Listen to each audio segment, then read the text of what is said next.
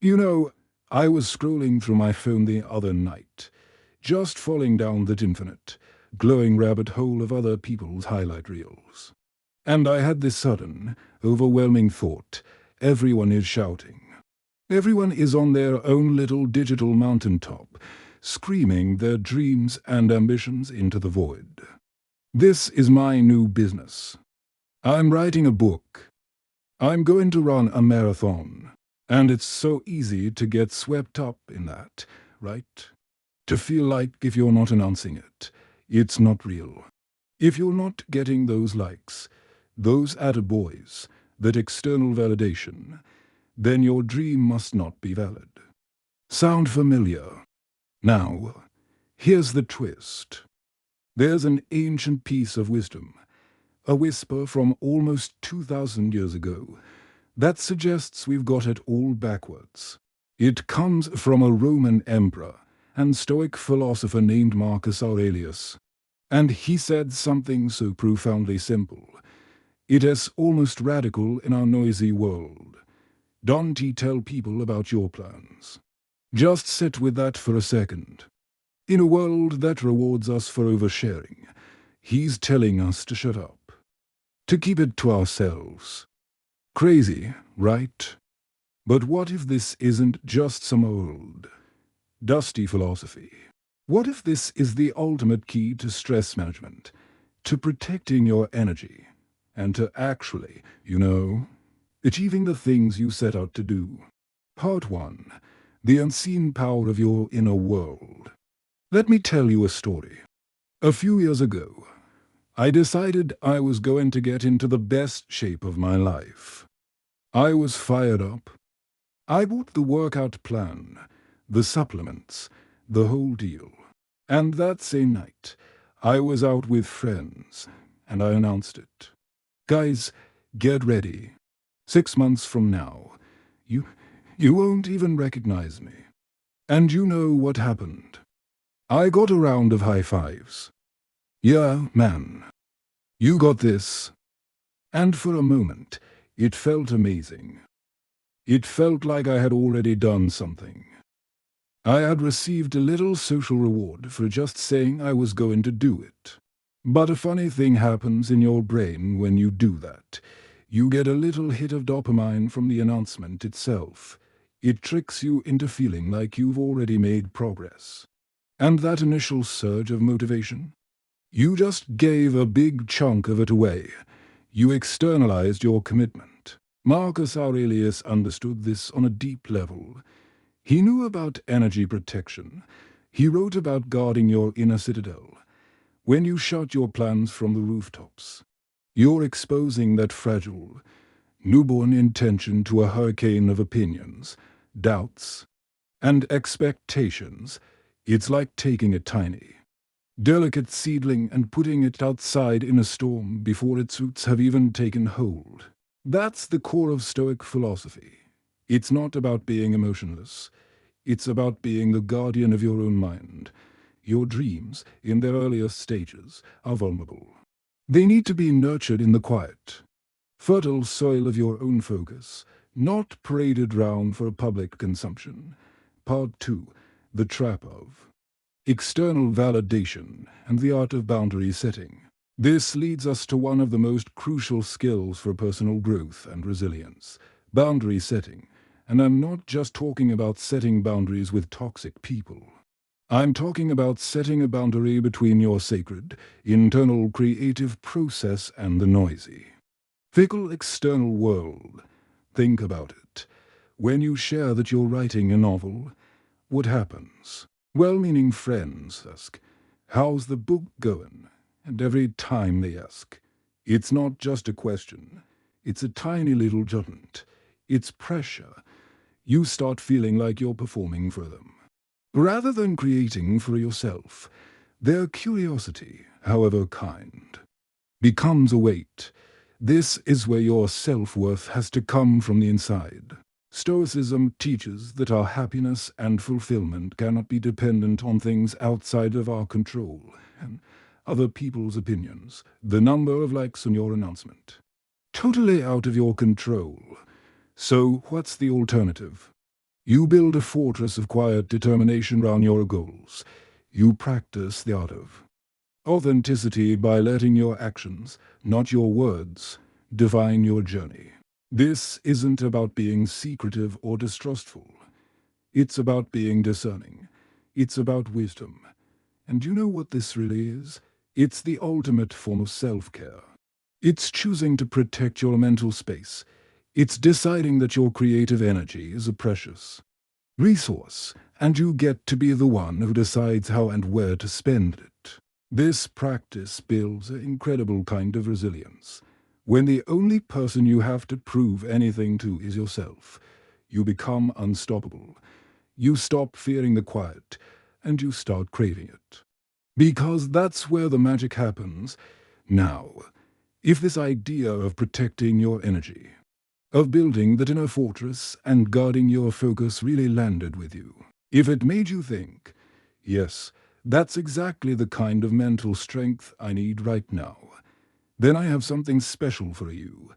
Because here's the thing, protecting your plans is one thing. But what happens when the world finds a way in any way? What happens when a negative comment, a stressful headline, or a difficult conversation just hijacks your entire emotional state? You've been there, right? Your day is going fine. Then one piece of bad news, one offhand comment, and suddenly your inner peace is gone. Your focus is shattered. It feels like you've been emotionally hacked. Someone or something found a backdoor into your system and installed a virus of doubt, anxiety, or anger. The philosophy of guarding your plans is the first brilliant step. It's about energy protection. But the next level, the masterclass in stress management, is learning to guard your very state of being. It is about building an emotional immune system so robust that the chaos of the outside world can throw you off your center. It's about moving from just being quiet about your goals to being unshakable in your soul. If this resonates with you, I want to invite you to watch the next video on the channel, titled, Never Get Emotionally Hacked Again. In that video, we dive deep into the practical, tangible techniques you can use to build that emotional armor. We'll explore how to spot the triggers before they pull you under, how to detach from the emotional storms around you, and how to maintain that core of calm that makes you truly resilient. It's the natural, essential next step in this journey we're on together. So when you're done here, that's your next stop. But for now, let's come back to the power of silence. Part 3, From Overthinking to Unstoppable Action. Let's talk about the silent killer of dreams, overthinking. When you've told everyone your plan, the fear of public failure becomes a monster in your mind. What will they think if I quit? What will they say if I fail? That voice is paralyzing. But when your plans are yours and yours alone, failure becomes a teacher, not a public spectacle. It becomes data. It's a private conversation between you and your goal. Remember Thomas Edison? He conducted thousands of experiments in his lab, away from the spotlight. Can you imagine if he had to post about every single failed attempt on social media? The public ridicule would have crushed his spirit before he ever invented the light bulb. When you're not busy managing public perception, you free up an incredible amount of mental bandwidth. This is where true productivity is born. Not the performative, busy work productivity, but the deep, focused work that actually moves the needle. You're not talking about working, you're working. You're not explaining your time management system, you're using it. Your energy isn't being siphoned off by overthinking what people might be thinking. It's all being channeled directly into the work, and that is a superpower. Part 4, the grand reveal. When your work speaks for itself. And here's the beautiful part, the really fun bit. When you've done the work in silence, when you've nurtured that seedling into a strong, towering tree, the reveal is magical. There is an incredible art to underpromising and over-delivering. Imagine you're handed a project at work. Instead of calling a big meeting and promising the moon, you just put your head down. You work with focus. You use your emotional intelligence to understand what's truly needed, maybe even something nobody had articulated yet. Then, you present the finished project. And it's not just good, it's exceptional. It blows everyone away. See, when you don't tell people your plans, you give yourself the gift of surprise. You allow your achievements to land with a powerful, resonant thud. You're not the person who talks a big game. You're the person who does the big things. Your self-worth is no longer tied to your promises, but to your proven track record. That's how you build a reputation of immense integrity and capability. Part 5. The quiet confidence, replacing validation with self-belief. Now, I can already hear a question forming in your mind. But what about accountability? Don't I need to tell someone to stay on track? It's a great question. And here's the nuanced truth. There's a world of difference between seeking validation and creating accountability. One comes from a place of need, the other from a place of strategy. When you announce your plans publicly for that dopamine hit, you're seeking validation. You're feeling a need for external approval. But true, powerful accountability is quiet. It's intentional. It's you looking at a trusted mentor, or even just your own journal, and saying, "This is my goal. Hold me to my own standard." This is where you build a different kind of confidence. It's not the loud, brash confidence of the person who needs to be seen. It's the quiet, unshakable confidence of the craftsman who knows the quality of their work, even if no one is watching. This quiet confidence becomes the bedrock of your self-worth. You are no longer a stock price that fluctuates with public opinion. You become a fortress, with a value that is intrinsic and unassailable. Think about the last time you learned to do something really difficult. Maybe it was coding, speaking a new language, or mastering a physical skill. The real progress didn't happen when you told people you were a coder. It happened in those frustrating, silent hours of practice, where the only person you had to answer to was yourself. That's the forge where resilience is tempered. Every problem you solve in silence, every small skill you master alone, adds another brick to your inner fortress. And this, my friend, is the ultimate freedom. When you stop performing your life for an invisible audience, you get to actually live it. You get to be messy, to try and fail, to pivot and change your mind, all without the crushing weight of public expectation. Your personal growth becomes a private, sacred adventure, not a curated performance. Now, I want you to do something for me. Pause for just a second and think about one goal you've been talking about, but maybe not acting on. Got it? I want you to make a silent pact with yourself, right here, right now, to protect that goal, to nurture it in the quiet for the next 30 days. Just see what happens. Then, I want you to tell me about it.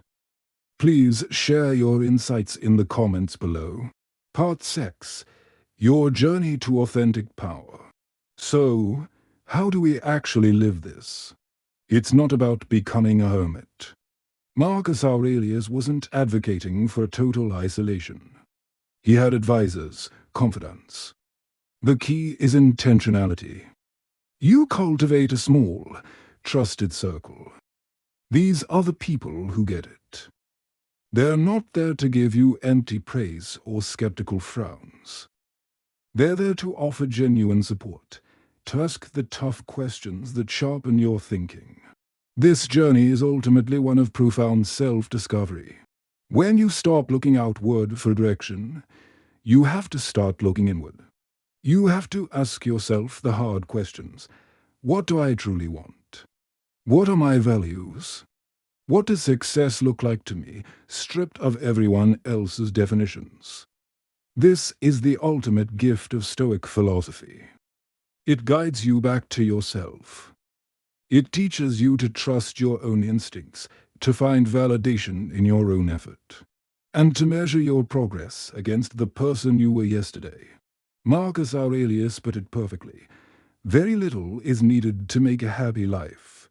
It is all within you, in your way of thinking.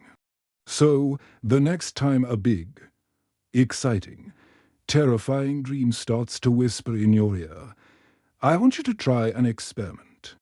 Don't give it away. Don't post about it. Don't even tell your friends at the bar. Just smile to yourself. Nurture it in the quiet. Protect its fragile light. Let it be your secret, your source of private strength. Let your actions be the only announcement you ever make. Watch what happens. I have a feeling you might just astound yourself. Thanks for listening.